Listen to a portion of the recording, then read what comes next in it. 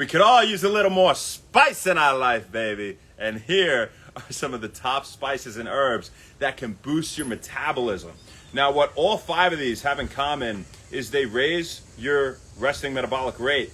They help your body dive into fat stores and burn them for energy. They reduce inflammation, improve insulin sensitivity. Some of them even promote autophagy, which means self-eating in Latin, where your brain eats dead, dysfunctional brain cells, replace them with new ones, right? So they're all great for you, but they boost metabolism as well. Here they are. Number 1, ginseng. Ginseng, ginger. They're not the same, guys. I know a lot of people are like, are they the same thing, ginseng and ginger? They're quite different. They're both roots, but they're very different. We have green tea. We have cayenne pepper.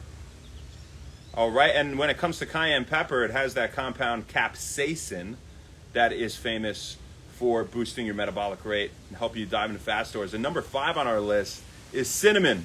Go for Ceylon cinnamon, spelled with a C, C-E-Y-L-O-N. It has less of the liver toxin coumarin.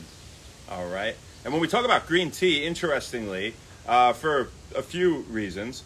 Well, green tea has not only caffeine, which boosts your metabolism, right? Makes you dive into fat stores.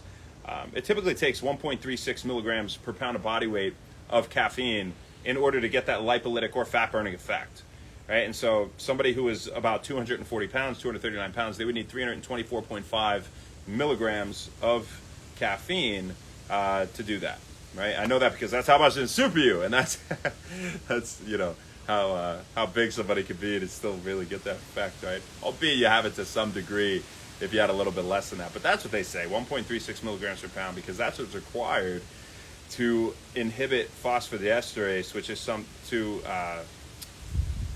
stop you from going from, I pause because I'm like, do I really need to tell them this? But I think it's really interesting, and if you're a science nerd, you can learn it and find it fascinating, hopefully.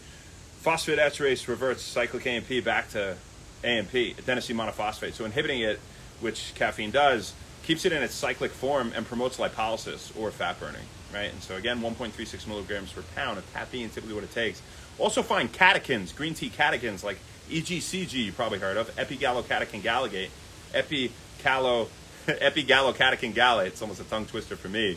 And that's something that inhibits an enzyme, catechol O-methyltransferase. Now that's an enzyme that degrades catecholamines. That's why it has the word catechol in it.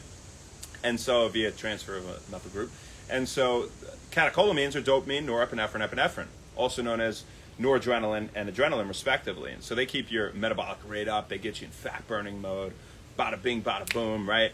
So if we stop something that breaks those down and we keep it high, that seems like it's going to be a good thing for fat burning. Ginseng's in the AMP kinase pathway, if you were curious. That's what promotes that lipolytic action, that fat burning action, diving into fat stores, putting a halt in fat production, and it's also supporting autophagy again. So new brain cells, not a big deal. New brain cells. How you guys doing, man? Ass, what's up, girl? I gotta get you in this week. Shit, we gotta talk. Haven't been seeing you enough. Slim Shreds, James, Devin, Dear Steph. That's the Beast from the East. What's up, Killer Chinchilla? How you doing, big dog? I know you had a good workout today because I saw you there. Das, Rhonda, what's up? Love you. Ma, love you. We got some OGs up in here today. This one's from my mom. SpongeBob, how you doing? And Devin Jake, as for now. So we got for you, folks. We'll see you tomorrow, baby. Not sure where, not sure when, but we'll see you then. Have an amazing night. Thanks a lot. Happy Wellness. Ciao.